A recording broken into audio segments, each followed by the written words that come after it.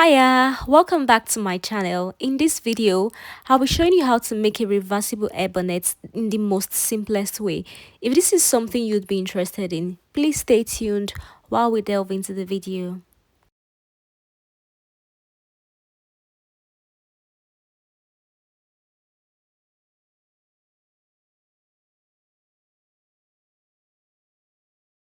For this project, I worked with a measurement of 29 by 29 inches. That was what I used for this fabric, 29 by 29 inches. I folded the fabric into two equal halves, then another two equal halves, ensuring that the sides were equal.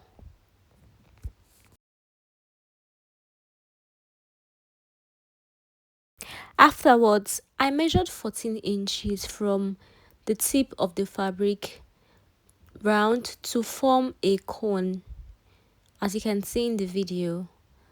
Then after forming a cone, I cut out the excess fabric.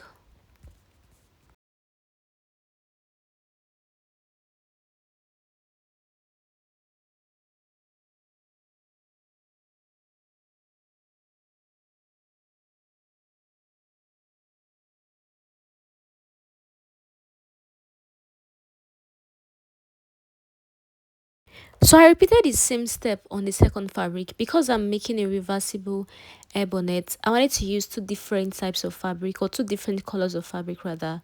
So I folded the black fabric into two equal halves and then into another two equal halves, and I placed the initial cone that I cut out to draft the same pattern and size before cutting the black fabric.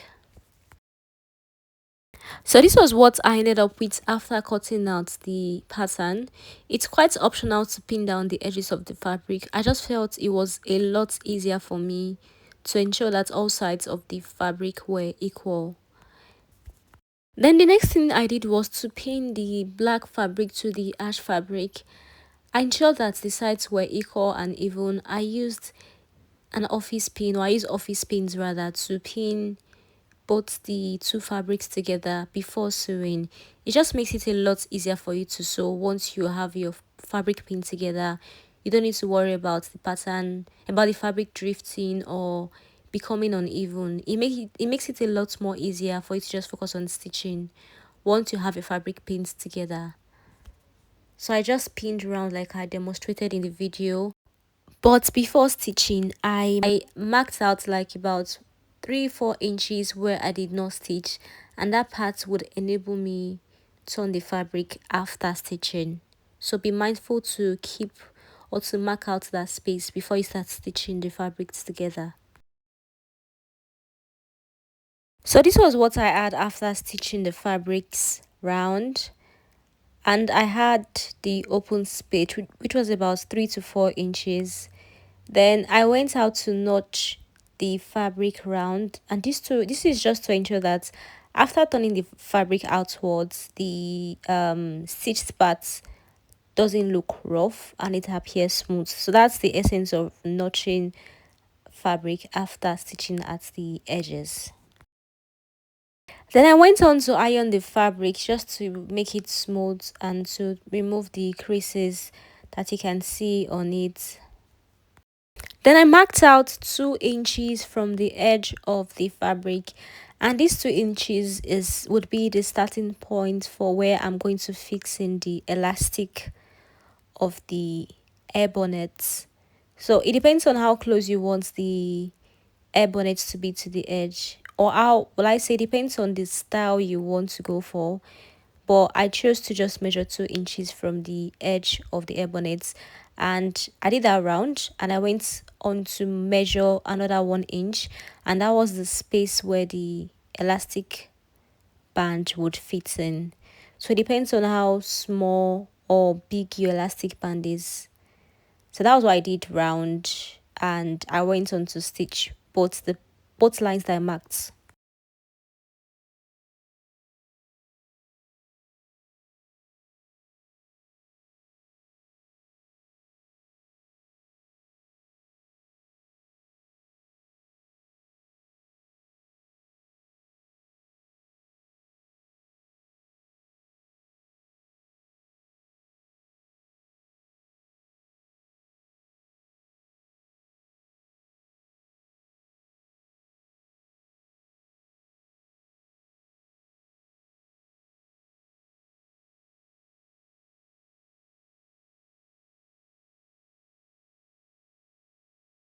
So this was what I ended up with after stitching both lines that I marked out.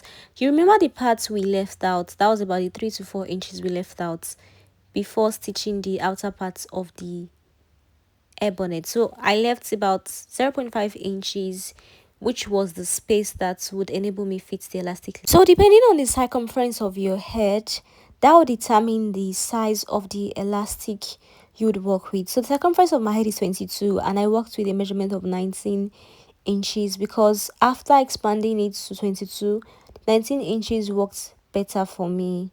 I didn't want it to be too loose and I didn't want it to be too tight either. So that was why I used 19 inches for the circumference of my head, which is 22 inches. So just work your way around, get an elastic and try to check what really works well for your head and what doesn't feel too tight for you, so you can work with that.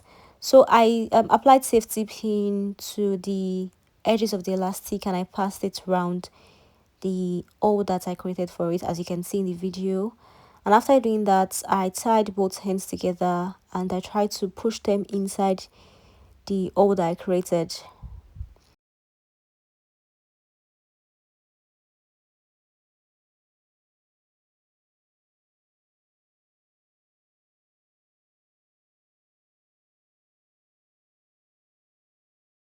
After fixing the elastic into the hole, I stitched the little opening that I had there that you can see my finger touching. I stitched that part. Then I also stitched the opening at the edge of the air bonnet, which you'd see in a minute. So I folded the edges this way. I pinned them using office pins before stitching just to ensure the sides were evenly folded before stitching.